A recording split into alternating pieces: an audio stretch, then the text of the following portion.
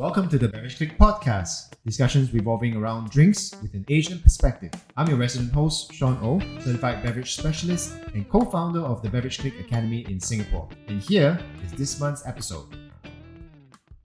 Welcome back, my drinking comrades, to another episode of the Beverage Clique Podcast.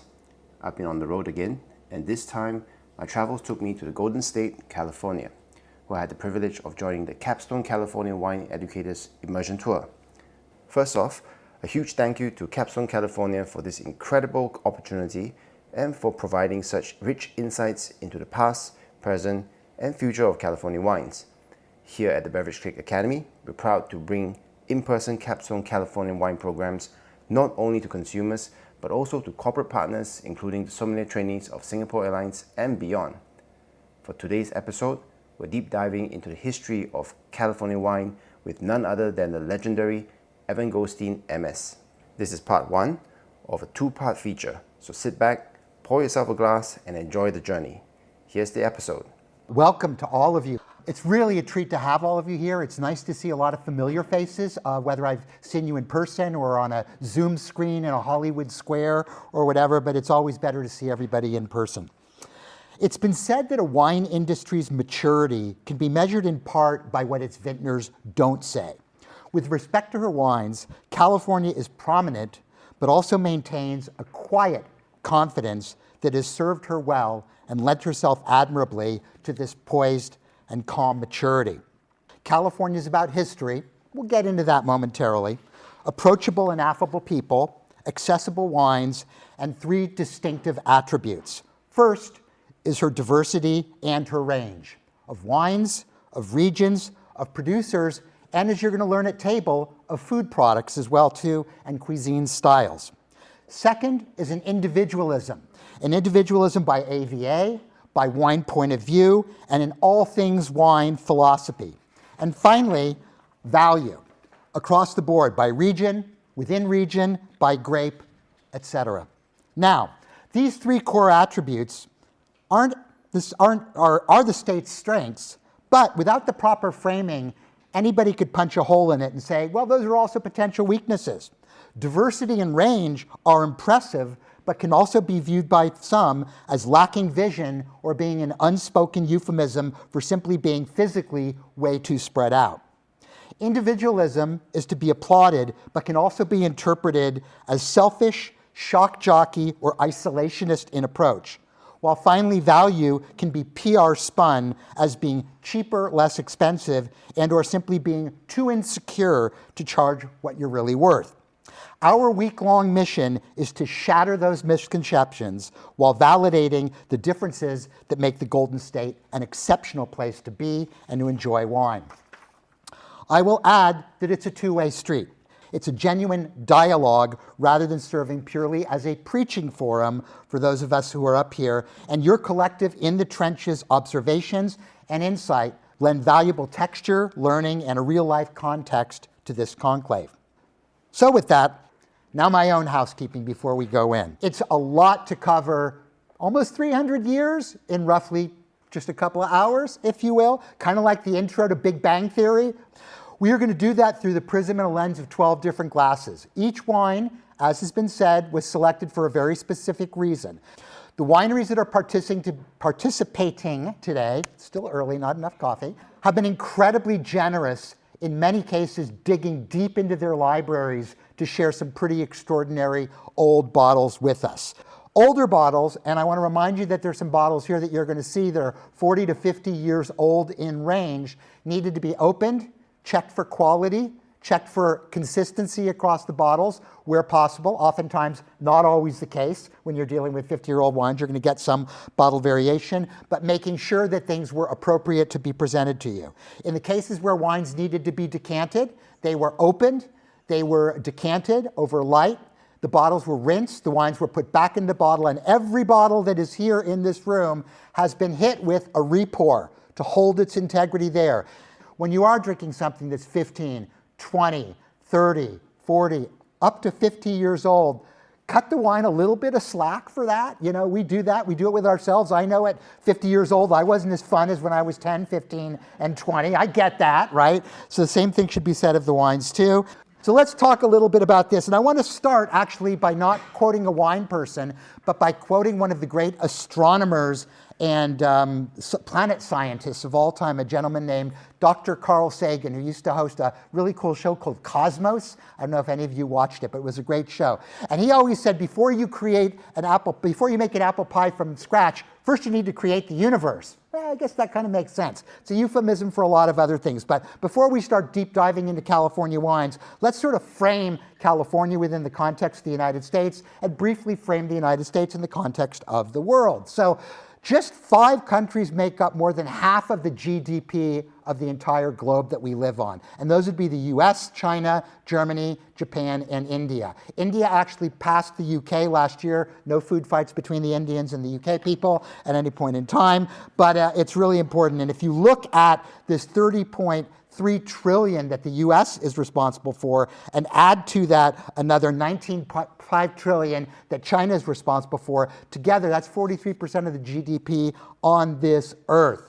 You add in another 5 countries, that's about 66% of the global economy, top 25, 84% of the world's global economy, and the rest of the world, 167 other nations, make up just 16%. Now, in their defense, a lot of them are tiny. Places like Barbados, really small, right? And things like that. Just a little thing, a lot of island nations and things like that. But it's really, really important. Within the US itself, that's 100 of the largest corporations in the world are 63% of them, or 63 of them are here in this country, okay?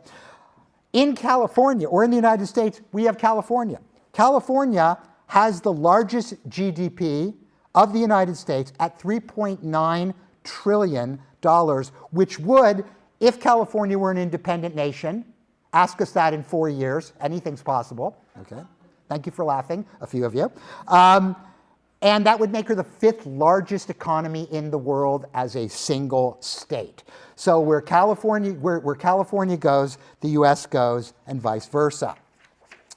Before we begin our journey, just reiterating a couple of things, you're aware that we're the 4th largest wine producer in the world, following France, Italy, and Spain. France and Italy, depending on harvest each year, flip-flop back and forth. Spain will always maintain her 3rd place. She does, after all, have more vineyards than everybody else. We come in quietly at 4th, which, by the way, is the same position of the overall United States. We'll explain that in a little bit.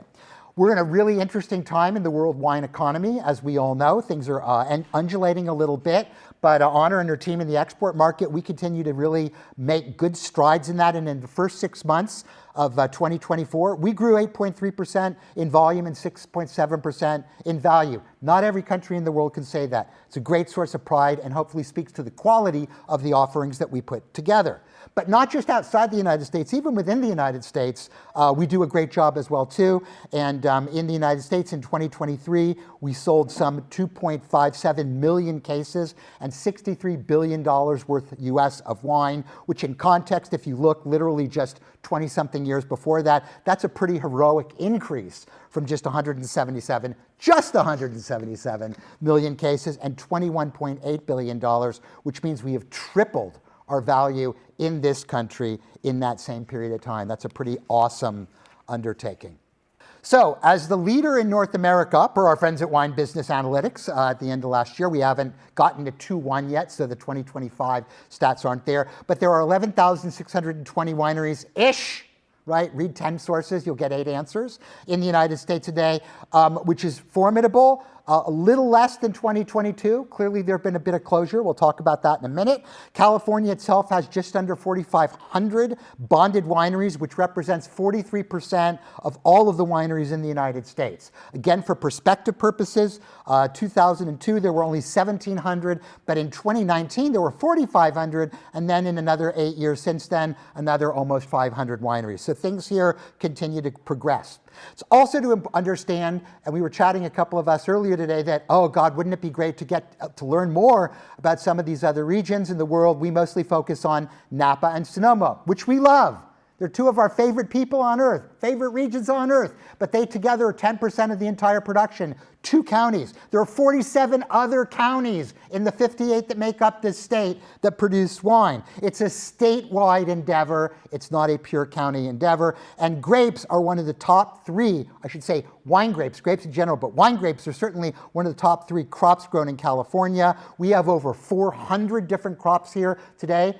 And we're representative of literally over a third of the country's vegetable, 2/3 of the fruits and nuts. And for those of you who are wondering what are those top other crops, legally, those top other crops are almonds and strawberries. And sometimes legally, there's another crop too.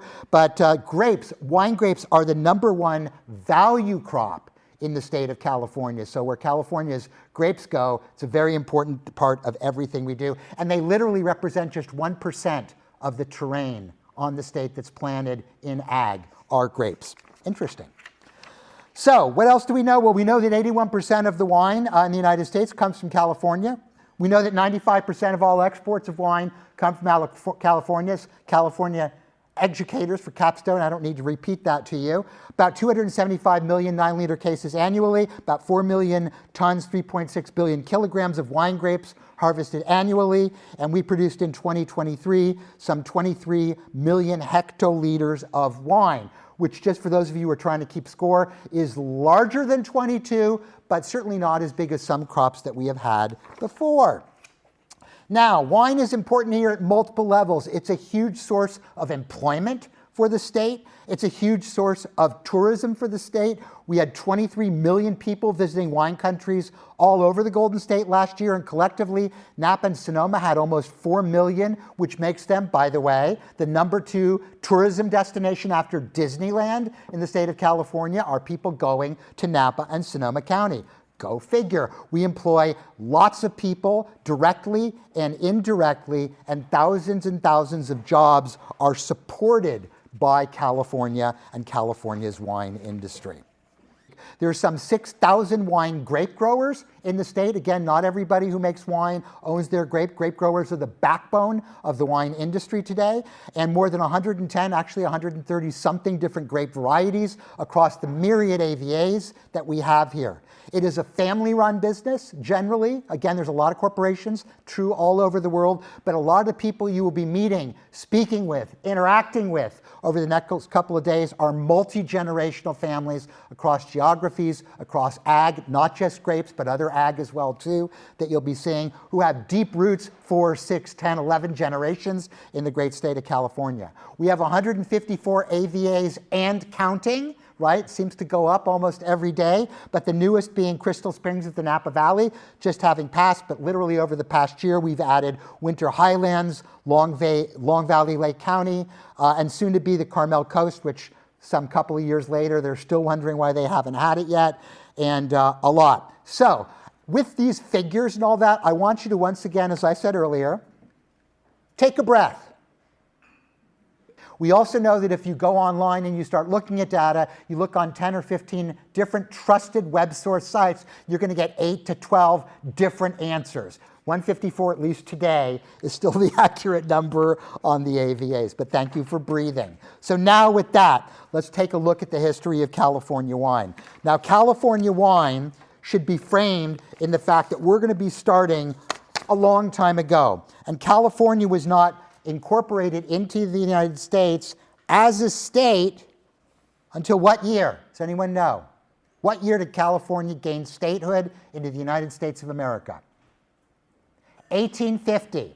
Okay, so the first chunk of time, I'm going to be saying California, but you know that I know that you know that I know that you know that was before California was California. So we're going to use that, the person there, but remember and hold on to that, particularly when you think of some of the awesome things that we were able to do before we were even a state, before there were even governments, before there was the United States taking care of us, or vice versa, I would say. That's what we think here in California, to do that. So again, very important in the context of what we know.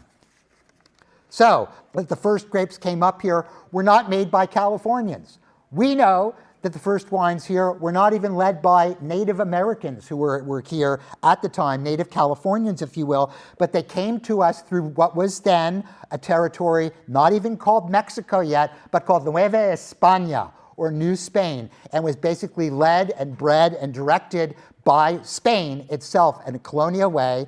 We're talking about what moved up today, but for those of you who know your South American history, you know that it also went south, went through Bolivia, went through Peru, went to Argentina, went to Chile, fought like hell in B.O.B.O. and stopped, all these wonderful things. So the Spanish were very influential for bringing grapes and bringing wines to two parts of the world that are huge producers of wine today, but were not native to grape production per se and the wine making itself. So the first wines came up, were brought in 1769. They came up along with the missionary trail, 21 of them on the way up to Sonoma, started by Father Junipero Serra. He started in the area outside of San Diego, in San Diego de Alcala, and that started things going. This 21 chain missions that started up took some time. The first grapes were further south, but the first quote-unquote winery slash mission was Mission San Gabriel, which is founded near today Los Angeles. And with that, for anybody in this room that has friends, family, relatives, associates in the Southern California area, in the area around LA, Palisades, etc., just big love, big positive juju down there. One of the things that brings California together is the number of restaurants, the number of hospitality organizations in the Bay Area throughout the state who are holding fundraisers, who are sending money and doing all that stuff too. California takes care of its own, much as all of you do with your people in your state too, but we send them big love. It's going to be a long path to recovery. And a lot of what we're going to be talking about in the first part of the morning here started in LA. So we don't think about it much, but we want to send them big, big love. So actually, the very first mission, Mission San Gabriel, which is located not too far from Los Angeles, still has grapes that are grown there, still has mission fruit. There's a vine, 2 vines there that are over 250 years old and still putting fruit out.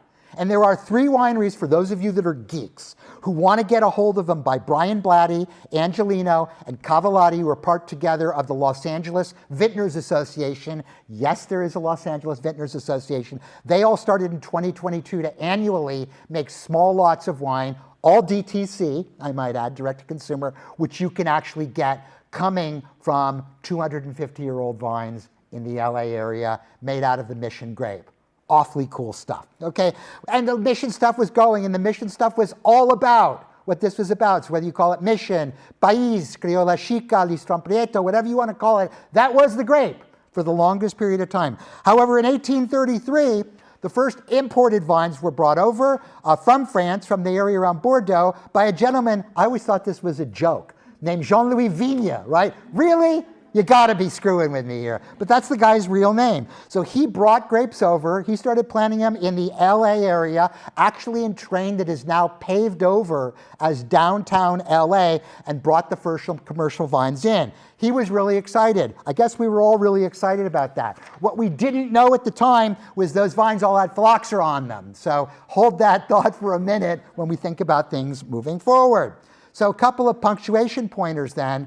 Vigne was not alone. So he was followed in Southern California, particularly at this period of time in the late 1830s, by a gentleman named William Wolfskill, who you might have read about before, who owned 145 acres of vineyards. Sorry, I didn't get every hectare on all this. That's my 1 acre thing there.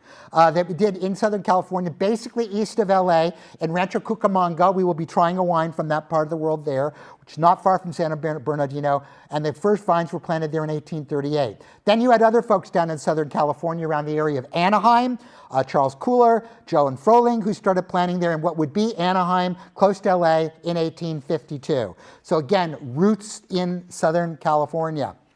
Now, all of us think, not all of us, we know better, but most people who drink California wine, not only they only think there are 2 places that make it, Napa and Sonoma, and by the way, most people still want to know to the day, where in Napa Valley do you find the Russian River? Can't figure that out on a map, right? We had a long way to go. Even within the education trade, like all of you, most people still think that everything started up here with Count Herzathi, so-called Count Herzathi, right? But before it was all happening north, it was all happening south. So if you look at the viticultural districts on the left-hand side, and you look at the counties on the right-hand side, you could say that Southern California dominated. That whole LA area was over 50% of the production back in the 1850s. And if you looked at it pure county-wide, well, everything was dwarfed by it. So it really was a Southern California phenomenon. Which brings us to wine one.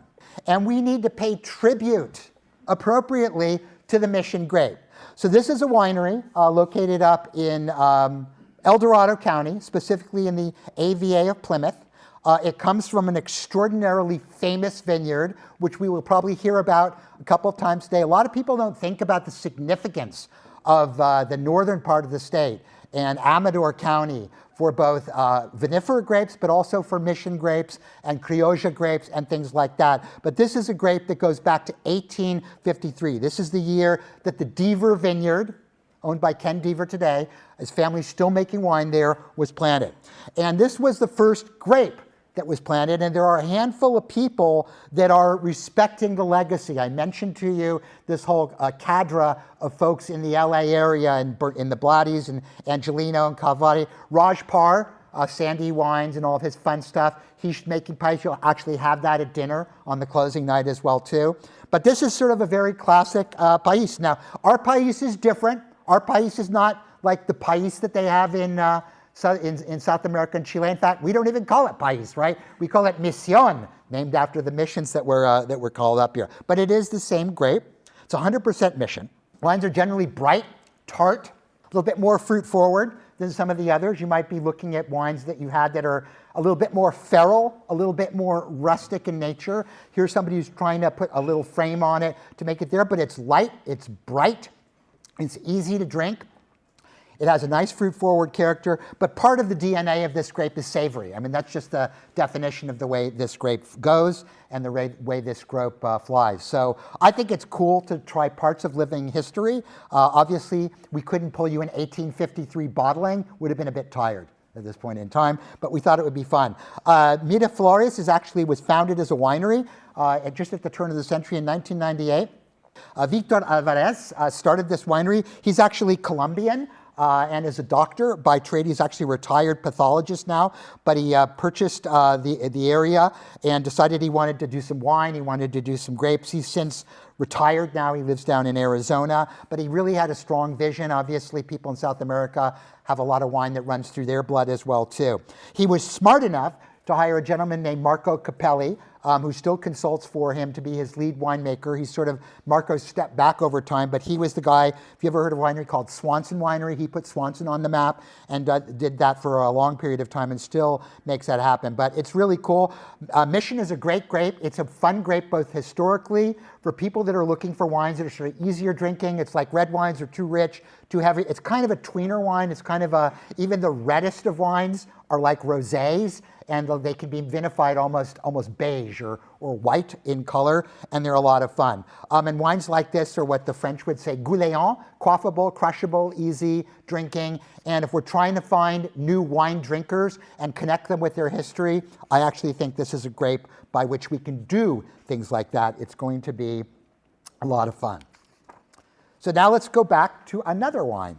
Again, everything's going to have a reference point here. So why this wine in glass 2? We talked about the importance of LA County specifically, and you have to work hard these days to try and find some of these wines, but when you get them, they're worth it. And I adore Carol. Carol's a dear friend of mine, and Carol is a sleuther, kind of in the same way that Carol Meredith is a sleuther. She sleuths old grapes, and she loves this vineyard. Her specialty is Zinfandel. Many of you know this. This comes from Cucamonga, again, a name that you should be familiar with, a birthplace of there, and this comes from a particularly celebrated vineyard in the Cucamonga area called the Lopez Vineyard. The Lopez Vineyard, which is certified organic today, but has been traditionally farmed organically since it came around, was planted back in 1918. It's your classic dry farmed, bush vines, wide spacing, blah, blah, blah, and has been producing wines for a long period of time. Now, I know some of you are going to go, so Evan, like, did this wine survive and make it all the way through the phylloxera? Couldn't find any information on that. Carol and I didn't connect on that, but it's quite possible that it did. There are vines there that are that old. We'll get into how people skirted prohibition and things like that. Obviously, they skirted phylloxera at the time. And the wine has been made by elevaging it in 9 months, all American oak, 15% new. And it also kind of makes sense to me being in California. I don't believe there is a grape variety that tells the story of terroir better in the state than Zinfandel does. Yes, Pinot Noir shows differently here. Yes, Chardonnay shows differently a little bit there.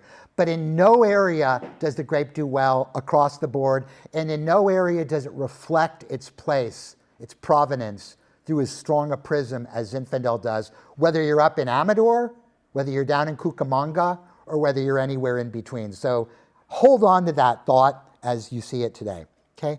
As you go ahead and try this wine, what you're going to get is clearly grapes that are coming from warmer climate, brilliant acidity. Again, we'll talk about this a little bit later in the week. But the beauty of Zinfandel is that it's got the old sort of hens and chicks going. So any cluster of grapes that you pick is at once slightly underripe, just fresh, ripe, a little bit overripe, shriveled and overripe and raisinated all at the same time. And it is literally this cuvee of differences that you get in grapes across the vine, across a vineyard, et cetera, that lends this sort of distinctive personality there and this sort of profile and rainbow flavors. Again, you'll hear this again a little bit later, but it'll happen there. So again, we're not going to meet Carol this week. You'll be meeting a couple of other dynamite people, but she's a great sleuther of old vines and really a wonderful person.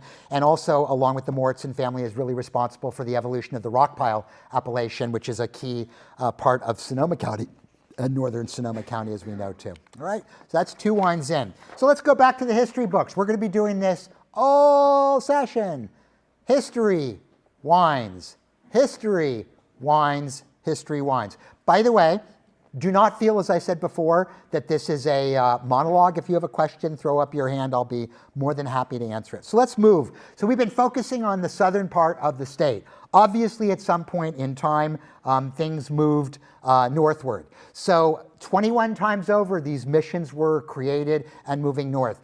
They stopped at Sonoma County, and they stopped in where Mariano Vallejo took over and really became sort of the butt. Not only is where they stopped physically, it sort of became this kind of hub. And Mariano Vallejo sort of really established this and looked at grapes and looked at wines beyond being sort of purely sacramental, beyond being the needs of the church and the Catholic Church specifically, and looking at how wines could be adapted for other things. So he became, if you will, a commercial wine grower. We can say that sort of parenthetically. There weren't really commercial wines per se at that point in time, but he became to really look at that and was looked to as Sonoma County was. And I don't know if people were hopping from church to church going, you know, the wines up in Sonoma, God, they're so much better than the ones down here in LA. What's going on here? I don't think people compared. There was no Robert Parker of the era comparing wines of different missions and all that, but there was certainly a reputation that surrounded Vallejo and his wines and what he was doing. So he's doing that, and that's all happening in Sonoma County. Now we're going to kind of jump back and forth between Napa and Sonoma. At a similar time frame, then Vallejo is sort of casting his shadow and leading people along there. George Calvert Yount became the first person. He was an explorer to really settle in and plant vines. Just vines, not a winery, not stuff like that, in what would be the Napa Valley. Once again, in an area that would be Yountville, obviously named after him at that period of time. He got this as part of a land grant from the Mexican government, as I reiterate to you that until 14 years later, California was not yet a state. So it was still part of Mexico. A lot of this took time because you were negotiating back with the government, and the government was a lot further south than where you were. At the same point that Yount was planting vines and sort of helping establish what would become ultimately in due course and in due time a wine culture, another gentleman created the first official vineyard. So there was just vines, but not really organized vineyard plantings and stuff like that. And you have to go back to 1854 to a gentleman by the name of John Patchett, who created the first official vineyards in the then Napa Valley.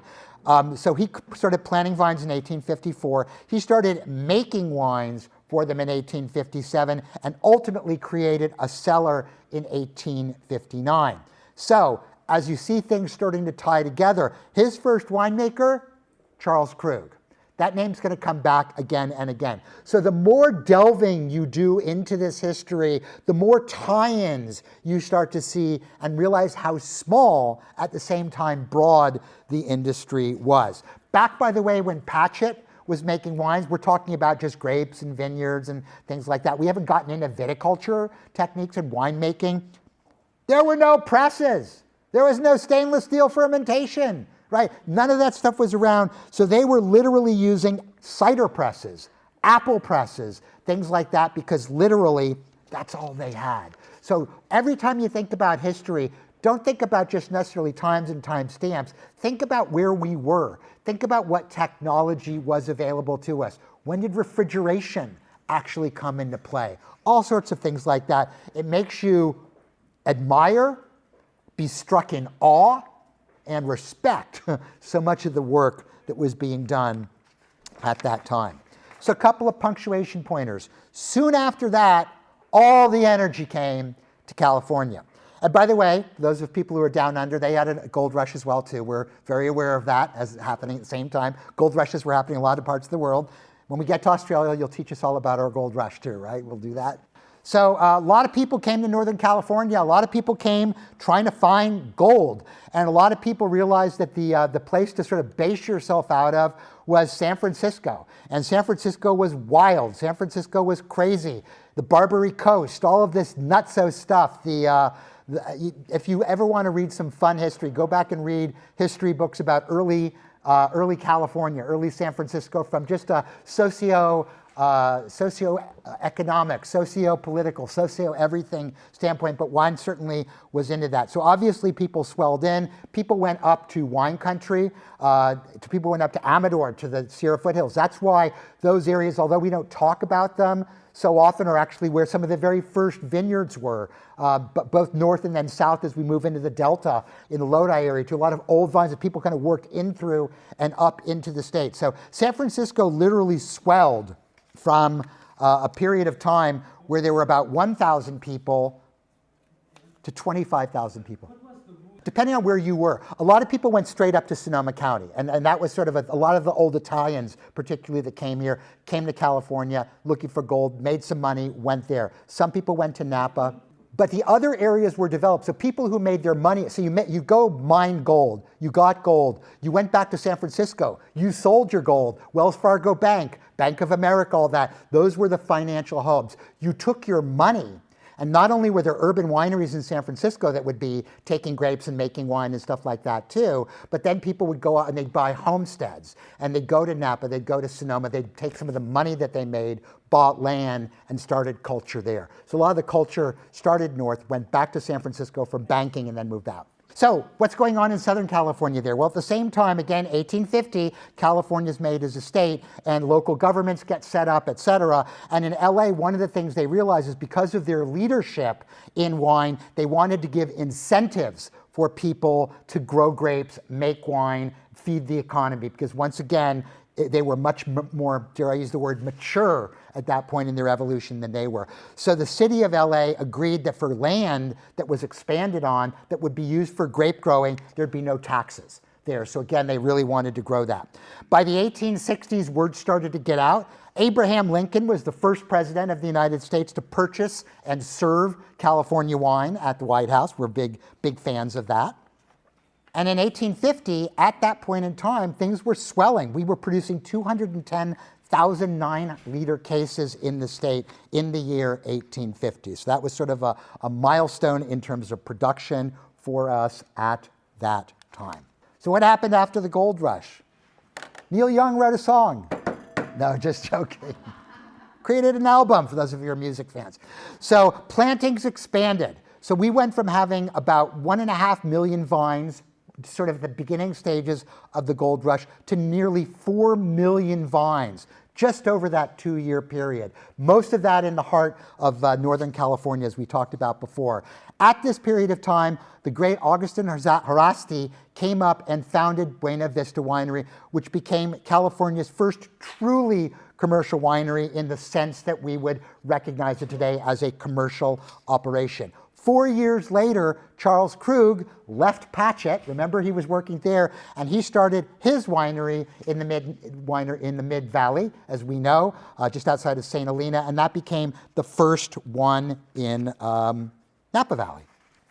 So let's talk about Harasti. We're going to have a couple of interstitials on some very important people here, and it's aside from. He was an interesting guy, let's put it this way. If you want to do some interesting research, there's a great paper on him in the libraries at UC Davis that'll give you a whole bio of his life. He was a character, to say the least.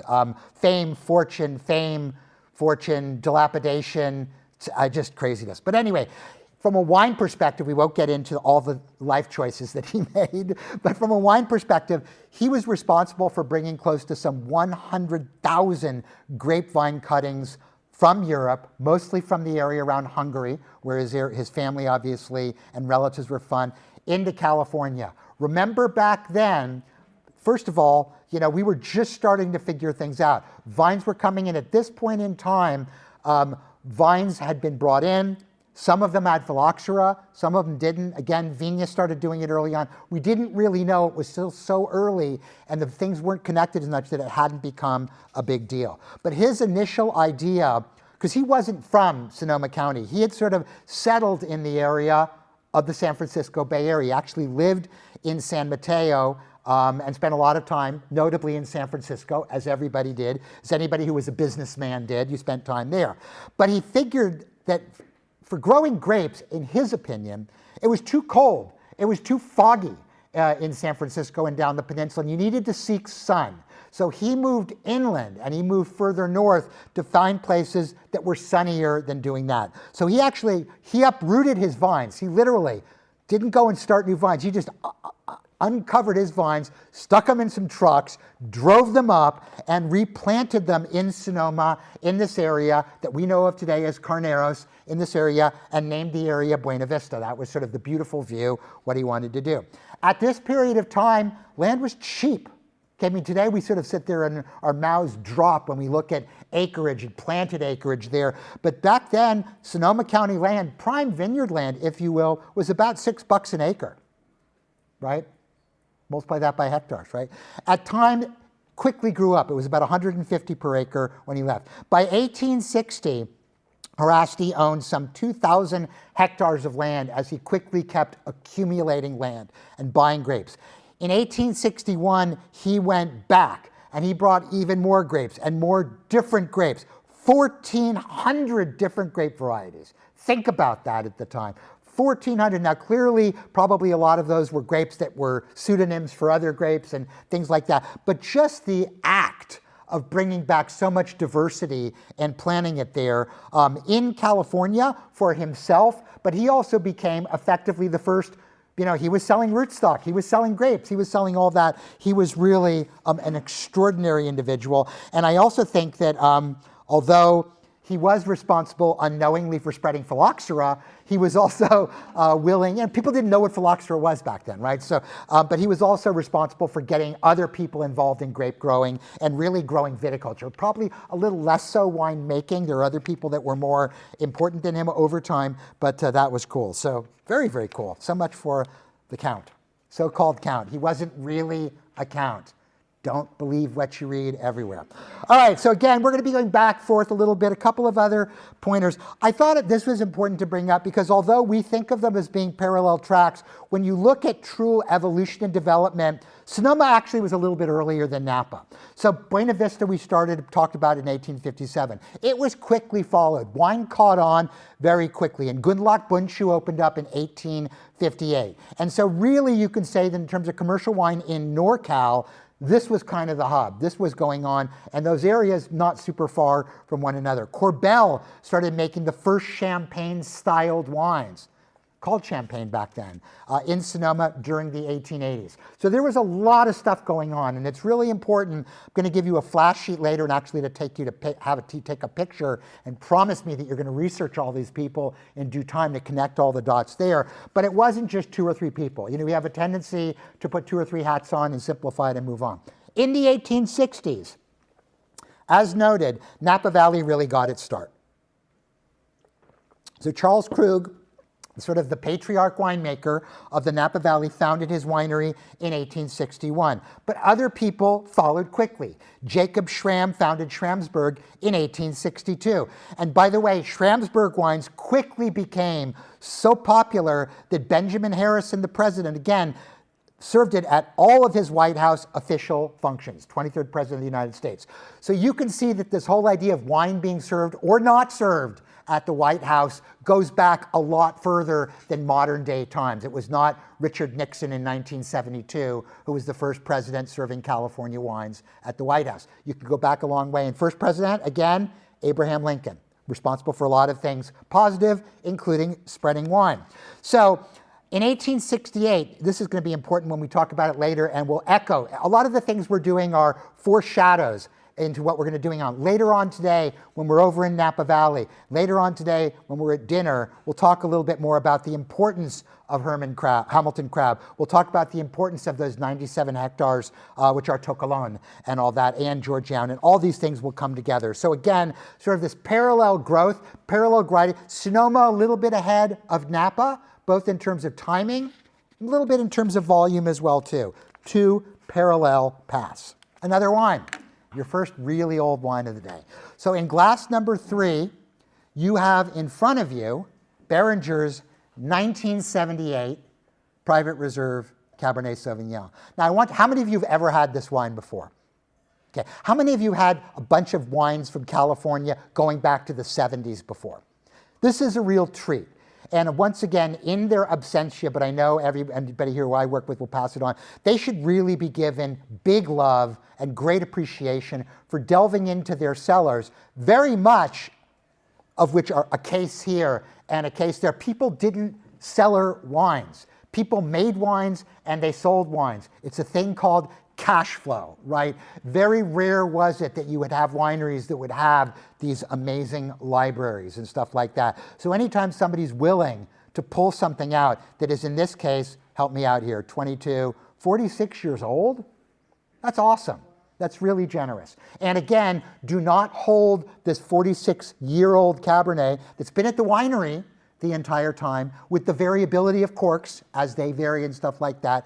Understanding there and appreciate the generosity of what it is, appreciate the fact that it never moves, so it's still a very sound wine, and appreciate that people were still, back then, doing what? Figuring it out. They didn't have vintages 10, 15, much less 50 or 100 to go back on, oh, we did this then, next time we should do that. So these are truly living moments in history that we just happen to be privy to today. And think about where you were and what you were doing back in 1978.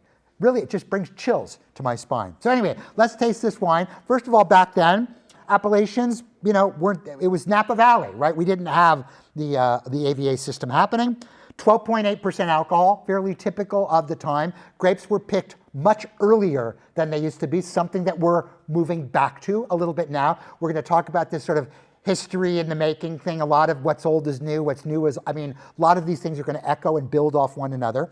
This wine was 100% Cabernet Sauvignon, something you see far less of these days and age. It was aged for 2 full years in French oak, something that you're not seeing as much now, but people were again looking at it and again looking at Bordeaux as a model. Maybe they weren't blended, maybe Bordeaux was blended more, but longer periods of time in oak, longer élevage, etc.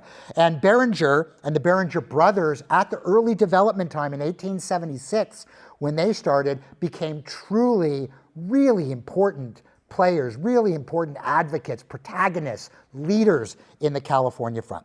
So back in 1977, may he rest in peace, the great Myron Nightingale sat there with a very young, dare I say, green Ed Sabraja, who was his assistant winemaker at the time, and they tasted wines together. And Myron tasted this wine, it was essentially all the fruit that came in from what was then the Lemon Ranch, which we now know as the Lemon Chabot Vineyard, and said, man, this is really good. We got to bottle this on its own. We've got to bring love to it. We've got to bring something special to it. So they decided to actually make a private reserve Cabernet. And they used this vineyard exclusively. They highlighted this vineyard for several years. It wasn't until 1981, so essentially the fourth year that this wine was made, that they expanded their vineyard sources. They added State Lane to that wine, which they don't own anymore, but they added State Lane. They added other varieties into the mix, other Bordeaux varieties. But this is, again, a beautiful snapshot in time and shows you both the development, the vinosity, and the point of view of old school OG Cabernet Sauvignon. That became sort of the basis for what they were doing. And if you talk to Ed, Myron's obviously no longer with us. He said the difference between the 77 and 78 was pretty dramatic, and he really liked the 78. And that's not why we're not getting the 77. They don't have any more of the 77. But the fact that you're getting the second vintage of this wine that was ever made from a house as venerable as Beringer speaks to the respect that these wineries have for your presence being here and for being our spokespeople all over the world. So thank you for that, and the wineries, thank you for them. I will be their spokesperson today, okay? Let's move on to wine 4. So we're gonna move to a current vintage, but we're gonna move back to where we were before. So we started with the Mission grape, and then we're moving quickly ahead to Zinfandels. As grapes were coming into California, when we're looking at vinifera grape, that is to say not Mission grape, and you're looking at red grapes, Cabernet was not happening yet, right? Merlot was not happening. Pinot was certainly not happening. The grapes you basically saw were primarily Carignan, right? Zinfandel and Grenache. And oftentimes what? Planted together, right, in these so-called mixed black vineyards that you have. So Zinfandel sort of became the grape of choice. It was hardier, it handled the weather well, etc. So a lot of the earlier people, particularly and plus, it was riper, it was more alcoholic, and when you're sitting there working in a mine, trying to find gold or panning in a river all day, you want pretty high alcohol. Down in South America, they drank a ton of Pisco, right, and Singani to keep themselves warm. Here we didn't have Pisco and Singani. People weren't doing a lot of brandy, but they drink a lot of higher alcohol wines to keep them warm. So this is coming from Shenandoah, AVA, from Amador County, and this comes from the same vineyard, the same 8.1 hectare vineyard that your Pais came from, your Mission grape came from at the very beginning, which is the Deaver Vineyard. Ken Deaver and his family, God bless them, amazing people, have been farming this land consistently since literally 1880s. I don't know what generation they're in right now. It's a long time, but Ken is still managing the family ranch. His sisters run the tasting room. There is a Deaver Ranch tasting room you can go to and taste through the wines that they're doing. And there's actually a little B&B on the property. So if you want to plant yourself in Amador for a while, it's a great place to plant yourself too. So this is a 100% Zinfandel that's from there. It spent some time in New Oak. Terradoro is owned today by the Trinchero family, who bought the winery in 1988 under different name back then, D'Agostini maybe, things like that. And this wine is particularly concentrated. The whole philosophy, we'll talk a little bit about later, about one thing that the people at Trinchero, AKA Sutter Home, were known for was what?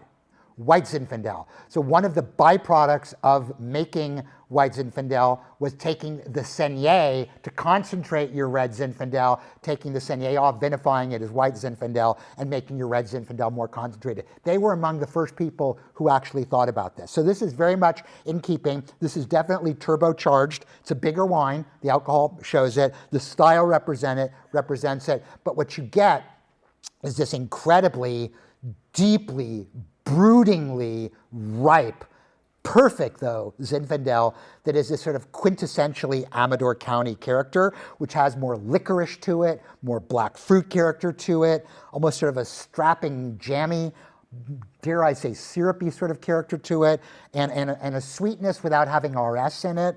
That's amazing. And a lot of the Zinfandels up in Amador share that in common. And as we move through a Zinfandel thing later in the week, you will see that there too. So there are, obviously along with the original Grand Père vineyard, the Diver vineyard is probably one of the two oldest there. There is fruit that certainly traps DNA. There's probably vines, if you think about it, like sourdough starter. Everything's got a little bit of the old vineyard in it as well too, but any of the propagation of future vines that have gone into any replanting that has obviously happened over time in both Diver, in Grand Père, etc., they're all using the same original budwood and doing massal selections of their own stuff into the vineyard. So you've got pedigree within the same vineyard.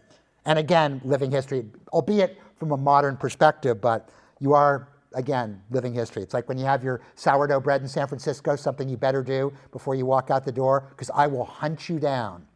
Make sure you had sourdough before you left San Francisco. There's a little bit of that Boudin sourdough that goes back to the gold rush. A couple micrograms in every single bite. And now, so let's talk a little bit about this. Concannon was a very important winery. It still is. It's still around. It's not obviously owned by the Concannon family anymore, and was recently sold. But I'm going to let the Wentes talk to you about their story a little bit later. I'm going to share with you that the Concannons, contemporaries of time, that those two families are so responsible for. You take for granted the grapes that we know today, and the Concannons and the Wentes here, Palmason further south, were the instigators of bringing quality fruit here.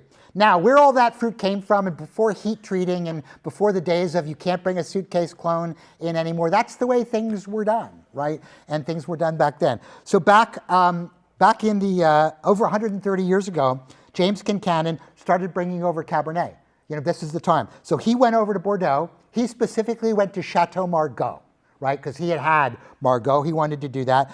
He suitcased some vines, brought them over, planted them, sourced some stuff like that. Years later in 1965, because the Cabernet here became really known and was actually sourced as Wente clone Chardonnay is sourced and propagated in other parts of the state for being the original, right? They actually had it heat treated up at UC Davis, something part of the University of California. All those things we'll talk about down the pipeline.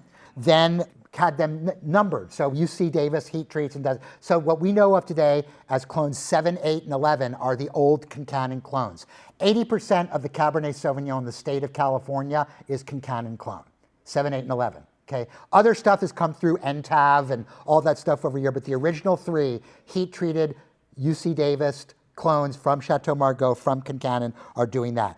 And the other thing that they did back then was they were the first people to bring in Petit Syrah. So in 1884, at the same time frame, he was bringing back Petit Syrah as well too. He planted it, and the original stuff goes back to the Heritage Vineyard, which is where this particular wine comes from, and it was the first varietally labeled Petit Syrah made back in 1961. So with that, grab your glass, number 5, and appreciate the history in a glass, once again. And Petit Syrah is a grape that sort of gets short shift, overlooked. It's a grape that we had a hard time understanding. It's a grape that people still to the day don't know exactly what it wants to be, don't know, is it pure Durif, is it not, is it kind of like mixed blacks and Zinfandel, is it not, or whatever. And rather than being this style, which probably still tends more to the OG, the bigger style, the more extracted style. If you're familiar with old Freemark Abbeys, things like that, they were made in a bigger style.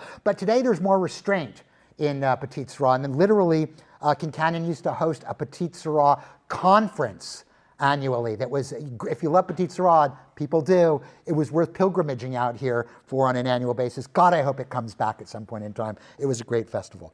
So what is Petit Syrah known for? Being big, being chewy, mouth ripping, although compared to the past, the tannins are not nearly as mean. These are what I would call for Petit Syrah relatively nice, calm, happy tannins, but they're still astringent. They're still big. That's part of the wine's DNA. And for those people that love Alicante Boucher and love all of those sort of big, chewy wines, this is right up their alley. For those people that drink Durif in Australia, this is right up their alley. Rock pile is a different style. I would say rock pile, you've got also the benefit of altitude, which you don't have there. You get a longer growing season. Obviously, the soils are more meager. We're going to talk all about ridges, hillsides, and mountaintops over a dinner later this week. I would say they've got more oomph simply because of the nature that they're made. I also think Kincannon style over time evolved to being sort of the leaders in Petit Syrah and going for a more broader market appeal. So I would say in terms of just sheer volume, as you turn up the radio button there, rock pile will be bigger styles of Petit Syrah. So with that, it's a lot of information.